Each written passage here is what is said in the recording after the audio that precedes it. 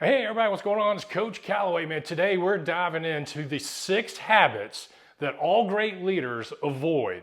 If you're ready to unlock your leadership potential and make a bigger, more positive impact, I'm telling you, you're in the right place today. The potential of your leadership is a direct reflection of the quality of your habits. And to maximize your impact and effectiveness, it's not enough just to build the right habits. You've literally got to eliminate the wrong ones. The potential of your leadership reflects the quality of your habits. It's just a fact. If you want to make a positive impact through your leadership, then we must be willing to make a commitment to develop better habits and to remove the ones that are impacting us in a negative way. So we're breaking down the 6 habits that great leaders avoid in today's podcast. And the odds are you're probably going to recognize one or more of these habits in yourself. But don't worry, breaking free from these habits, it's not just possible, it can be a reality in your life, and it's literally a game changer in your leadership life. Real quick though, before we jump in, I want to introduce myself formally. I'm Coach Calloway. I want to welcome you to the Coach's Corner Elite Performance Podcast, and I have a quick favor to ask. If you would please hit subscribe. It's free. We don't sign you up for any mailing list or anything like that. Your subscription means a lot to us, and it allows us to bring you the elite performance coaching and this life-empowering and life-enhancing content that we're developing for you. So please hit subscribe right now, and then like the video and leave us a comment. We certainly love hearing from all of you. And then when you get a chance after you do that, go out and share the podcast with someone and check out the Elite Club over at CoachCalloway.com. This podcast is brought to you by the Elite Club, and it is at CoachCalloway.com. All right, here we are in today's podcast. Habit number 1 that you must avoid to be a more effective leader. It's doing too much, the habit of doing too much. This is incredibly common amongst leaders, and it's a silent killer of your leadership effectiveness. With good intentions, leaders end up doing way too much far too often. Great leaders know they can't do everything themselves, yet a lot of us try to do far too much. And when you're trying to juggle every task and every action, you are spreading yourself too thin. You're going to get burned out. You're going to rob your energy and suffocate your productivity and diminish your overall impact.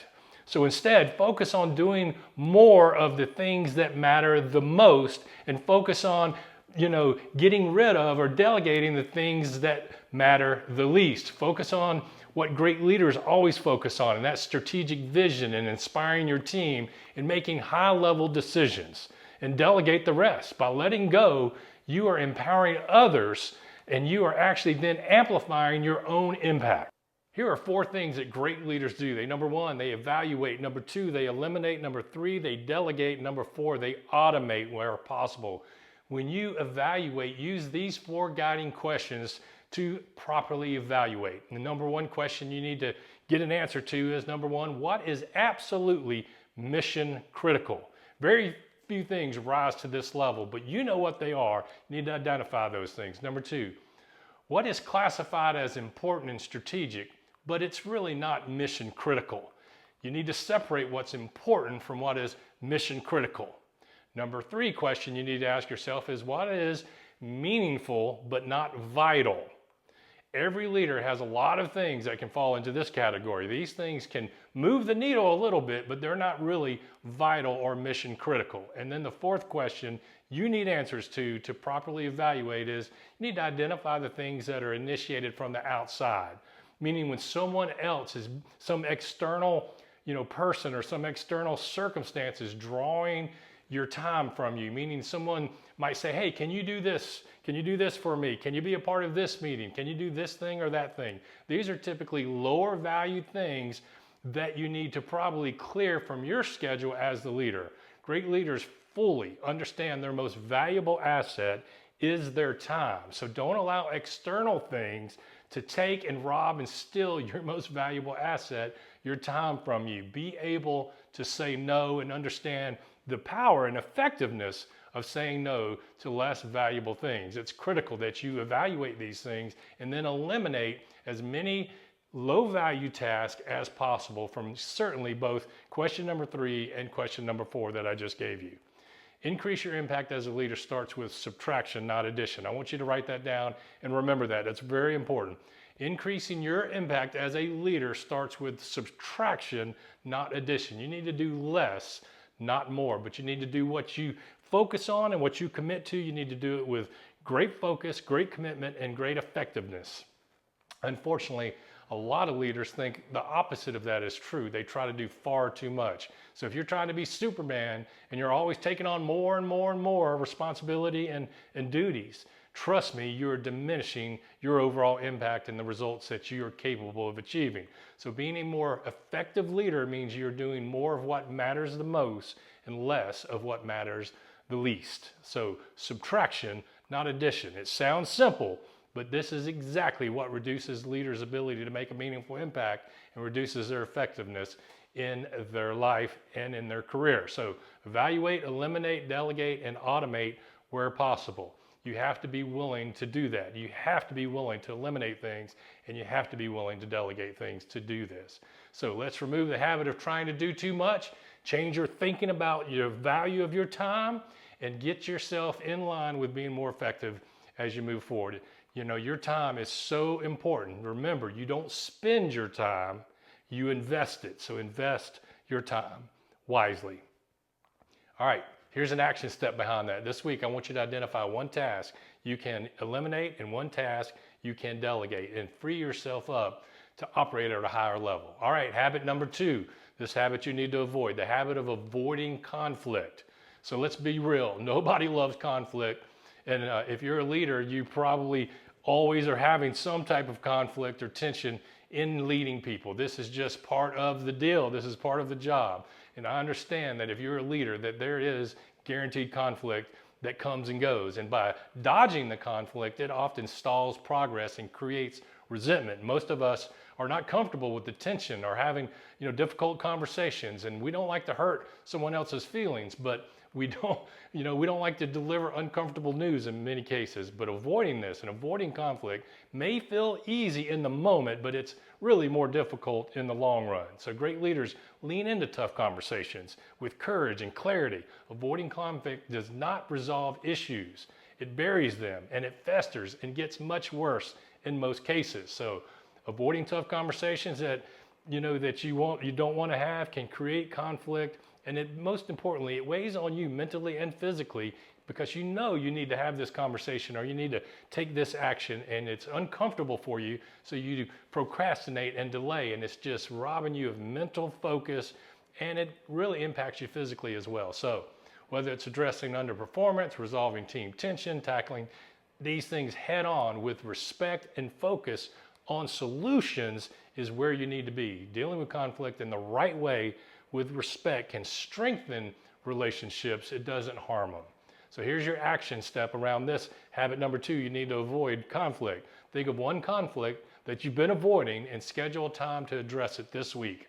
And approach it with respect, but don't shy away from it. You'll be amazed at how much stronger your team will become because of it. All right, the number 3 habit that all great leaders avoid, the habit of doing what you've always done. You've got to avoid the habit of doing what you've always done. Leadership isn't about staying comfortable or the same.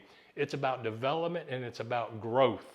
Sticking to old routines and outdated strategies keeps you stuck in the past. Great leaders embrace change. They seek feedback and innovation. They ask, what can we do better? And great leaders are not afraid to pivot when necessary. There is a famous quote attributed to Henry Ford, I believe. He says, if you do what you've always done, you will get what you've always got. And I understand the spirit of what Henry Ford was trying to say, but that's not exactly accurate, especially in today's time. Sometimes when you do what you've always done, you are actually not staying the same or getting the same results, but you are getting, weaker, you're falling behind, you're getting less results because the world we live in today is always changing. It's changing at a rapid speed. And trust me, staying the same isn't staying the same. You're falling further behind every single day that you're not growing and developing. What worked last year likely will not work this year. Markets evolve, technology advances, team dynamics shift, and many times what used to work does not work as well anymore. One of the greatest threats to future success is often your past success. On the other hand, there are things we need to do and we need to stay consistent with, because in the long run, consistency will pay off. It's like investing in the right consistency does pay off in the long run, but it's got to be the right habits. This is why you must evaluate things honestly and then evaluate those actions and habits with intention.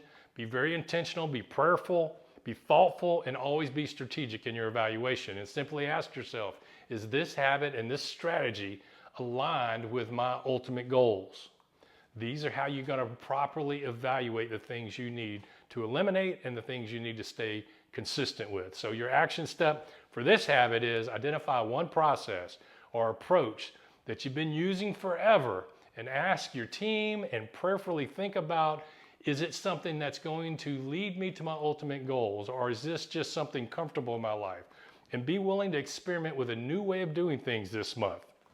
Remember, development and growth starts with change. You've got to be willing to make change. All right, habit number 4 that all great leaders avoid is micromanaging. This is a trap that many leaders fall into, often with good intentions, by the way. If you're hovering over someone's every detail, hovering over your team's every minute, you're not leading, you're just controlling. You might think you're ensuring quality, but in reality, you are stifling creativity, you're removing trust, you're suffocating your team's potential. But worst of all, you're undermining your own leadership when you micromanage everything. Great leaders don't do this. Great leaders avoid this habit by setting clear expectations, providing the direction and the goal, and making sure everybody understands the target, and giving them the necessary resources that is required to deliver the results that you're expecting your team to deliver. Empowering people to take ownership, give them the freedom to make decisions and learn from their own mistakes is very important. And when you do that and you let go of some of that, control that you've always tried to hold on to, you're literally creating a culture of accountability and growth in your team. And this positions you for greater levels of success. And importantly, it frees you up to focus on the more important critical issues, on the things that truly matter, so that you can lead with vision and impact. So your action step on this is pick one project this week and resist the urge to micromanage. Just set clear goals, give clear instruction, and trust your team to deliver. You'll be surprised at how much they step up and deliver for you. All right, habit number 5 that you need to avoid, I call it hiding. That's right, hiding. Great leaders don't shrink or hide from the spotlight. When things get tough, they walk out into the light. Hiding, is not going to produce a positive result, whether it's avoiding accountability, dodging tough decisions, or staying silent during challenging times. All of these things, hiding and shrinking back, will always erode trust in your team. So show up, be visible, and take responsibility, especially when it's uncomfortable.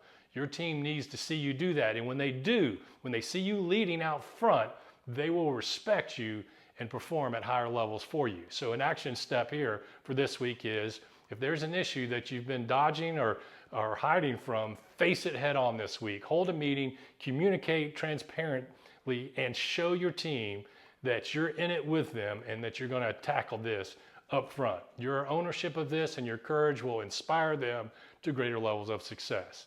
All right, the 6th and final habit that all great leaders avoid is hesitation or delay. When you delay or hesitate, you are not leading. To be a great leader, you must be willing to make decisions with confidence, even when they don't, have all the answers. If you don't have all the answers, but a decision needs to be made, be willing to have the courage to make the decision. Hesitation breeds doubt and delays progress. You don't need to be perfect. You just need to be decisive. Gather input if you need to, trust your instincts, and move forward by making a decision. You can always make an adjustment and change later, but indecision keeps you stuck, and indecision is not what great leaders are all about. Great leaders make decisions and move forward with confidence, but they're willing to make adjustments where necessary. This is a major roadblock for a lot of people because they want to delay and they can't make decisions. They get what I call paralysis state. They get in some paralysis state by overanalyzing everything without making decisions. They use this as an excuse of analyzation. I'm analyzing, I'm thinking about it, I'm looking into it. All of these reasons not to make a decision when you know it needs to be made. Don't delay making a decision, because decisions have outcomes and results and consequences, that's for sure. But a no decision has outcomes, results, and consequences as well. And a no decision usually has negative outcomes, results, and consequences, because you're losing control of the narrative. You're losing control of, pursuing the target or the goal in your life. So when you feel, that a decision you don't want to make it, it's uncomfortable to make it, step in there and make it anyway. And it removes, lack of trust. It shows that you're willing to lead and that you're ready to be a great leader. But typically, making no decision never works out. I need you to hear that. It never works out in the long run. You have to be responsible to make decisions. So do that. Make the call, make the decision, and lead. So your action step around this. Identify one decision you've been putting off and set a deadline and make it by the end of this week. Act with confidence and watch how your momentum shifts everything and inspires the team around you. So those are the 6 habits that you must be willing to avoid if you truly want to be a great leader and maximize your impact and have elite performance as a result in your life. Now, you can hear these coaches' corners and not take action, but it's time to execute. So be willing to execute and take action. These 6 habits that you need to avoid are: number 1, doing too much. Don't try to do too much. Avoid conflict, trying to avoid conflict. You don't need to avoid conflict. Take it head on. Sticking to old ways, doing what you've always done. Be willing to make change and grow. Don't be a micromanager. Get rid of micromanaging. Trust in your team and lead your team. Don't hide from things and don't hesitate or delay. Breaking free from these is not just possible, it's literally a game changer where your leadership is concerned. So commit to eliminating just one of these habits this week, and do that for the next 6 weeks, and you will watch your impact and your results soar. You're not just a leader, you're a great leader. So become the great leader that's inside of you. Now, I want to hear from you, so go ahead, hit that subscribe button, please. Subscribe to our YouTube channel or the podcast platform you're listening to. Hit the like button and leave a comment, share the podcast, and when you get a chance, go out to CoachCalloway.com and check out our Elite Club. Get hooked up with us. We are the #1 leader in elite performance coaching. So share it all with everybody you know and help us grow and impact more people. All right, as I always say, make plays, not excuses, and go be elite. Until next time, God bless. COACH, Coach Calloway. He goes Super Saiyan when he hit the stage. Never make excuses, all we make is plays.